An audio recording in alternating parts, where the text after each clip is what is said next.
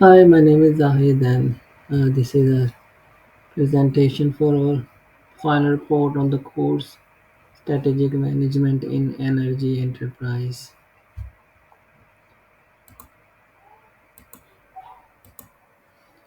In the introduction, I will like to introduce you the energy industry I have selected for the report.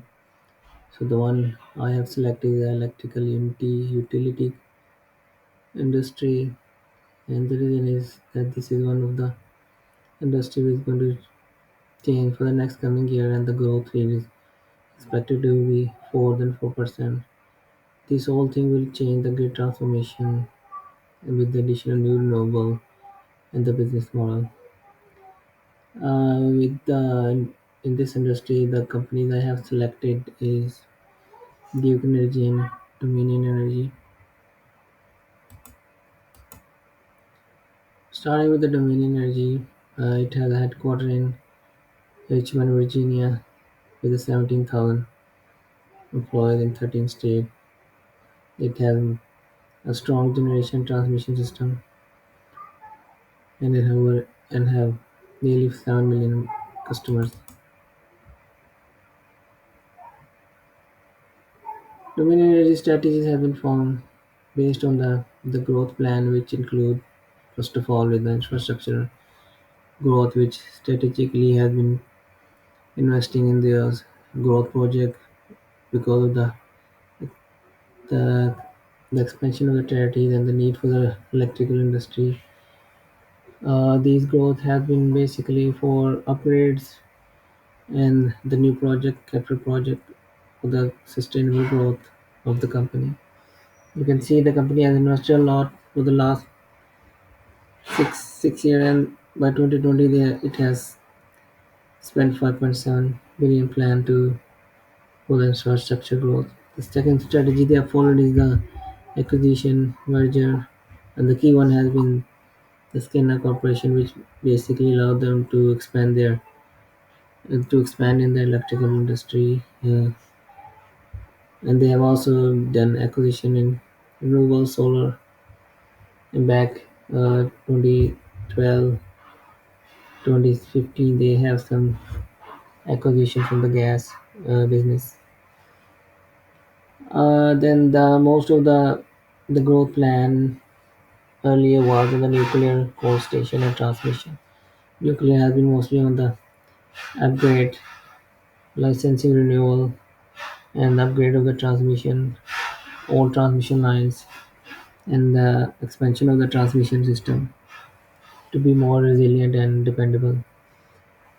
The investment has been mostly pushed through the rate-based cases. With the new project added, the Dominion Energy has been able to strategize a way where they can go back to the commission and can ask for the revised rates to have a more capital incentive for their investor with a healthy return of equity. Another growth plan, which is in line with the strategy they have used, is the renewable energies, and the most recently has been the offshore wind energy, which is depending from the Virginia Commission. But most of them have been the good modernization because of the addition of new renewable energies such as solar and wind. There is a need for the grid modernization with the new advanced technologies. They strategize themselves to be a net zero by the 2014, and they have been following an aggressive approach to have more renewable and depending more on their nuclear source for their electrical generation. Finance has mostly been depending on the borrowing, and they have also worked with some using their own investment program within the Dominion Energy. They have also issued shares and repurchase of common stock. They have been able to increase the long-term debt because of their investment in the projects, and it can be seen that their debt is going to increase within the coming years till 2026. It can be seen. It could be a huge increase till 2026. And their credit rating has been stable, positive, which has helped them to make a borrowing, and it can be seen in the next slide because of their the credit rating and the long term back has been increased, but they were able to have a healthy quick ratio and current ratios. And you can see in their earning per share has recovered in 2021, and target dividend has been improving. Looking at their financials trends, it can be see the major trend has been set back when they have a decrease in their income during the pandemic, but otherwise they have been able to recover on the income, especially in 2017 when it went up when the acquisition 20 of Skina happened in 2026. Operation and leadership has been pushing in a such a way that they are committed to the growth and the infrastructure modernization, looking for a reliable and customer satisfaction. They have been pushing for the environment where clean energy is being used more for the future. And recently, by the end of 2020, they plan to have 2200 megawatt generated through solar and aim at having a capacity of 3700 megawatt. And they also plan to have a 12 megawatt of offshore wind generating capacity off the coast of Virginia by the end of 2020. On the social side, the company has been pushing for the employee safety and provide affordable electricity to their customers. They wanted to make sure their energy rate is low based on the OSHA requirement, and that strategy has been working well, where they were able to contribute 200 million for the unpaid coronavirus pandemic, and then they target have to have a 40% diverse representation goal by 2026.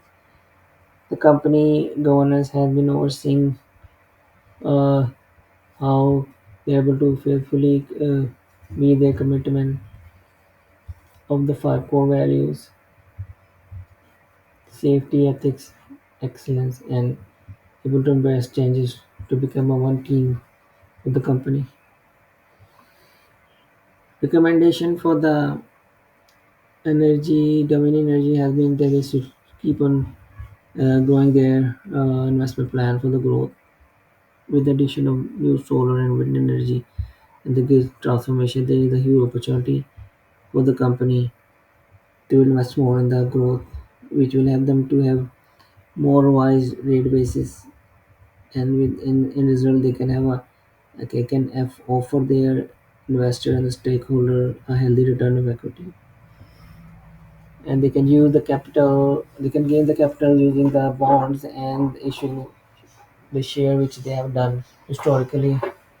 And they should look for merger within the renewable companies and use the technologies to have a more reliable and an efficient way of making the electricity affordable for the customer. And one of the recommendation is to use smart metering, which they already started to work. And based on the new forecast on the wind, solar, this is it should strategize the plan where they can have the accessible areas where they can invest on those renewable footprints, which can help them to meet the demand of the electricity using renewable sources. Invest more on the R&D technology for the grid modernization, which is very much changing, and if there is a strong need to have uh, more R&D work and association with the company which is willing to work for the implementation of new technology. The other company which was the Duke Energy. Duke Energy is basically headquartered in North Carolina, Charlotte, and is one of the largest solar companies with existence in North Carolina, South Carolina, Florida, Indiana, Ohio, and Kentucky, and it has employed more than 2,800. The slide basically show the how what kind of the transmission line mileage, electrical distribution mileage, and the capital market of the Duke Energy. Duke Energy strategies historically was based on the coal and nuclear, and it has evolved into new set of strategy. They are investing more in renewable sources for the electricity and are committing to the zero carbon emission. It has started investment with a new strategy to own the solar and renewables, especially with the $5 billion for the next year. It planned to diversify their portfolio. You can see the strategy they're following is to have a diverse source of energy. You can see the solar, wind, battery storage, third-party customers, and under construction. Grid modernization is one of the strategy they are following to meet the demand of the changing grid based on a new source of electricity added to the grid. And they do have a strategy to plan the electrical vehicle network with a set of charging station to provide infrastructure for the electrical vehicles. They also plan to work on the battery storage, and they plan to spend 5 to 10 years for a 400 megawatt battery storages. And it can be seen this is pushed by the strategy after the pricing of the battery system has reduced drastically from 2015 to 2019, and based on that, storage of use of power storage devices also exponentially exponentially increased, and you can see for various RTOs there is a increasing demand and in their capacity. Financially, they have increased for the from 2019 to 2021 after COVID. They have recovered well, and they have used the rate-based cases to create a profit and healthy offer a healthy return of equity to their investor. And their debt to equity balance supports finance. We can look at their quick ratio and the current ratio, and the equity to debt percentile can be seen. It has been kept proportional, where it hasn't changed much, and it has also offered a return of equity of more than 9% in most of the rate-based cases which was offered in 2021.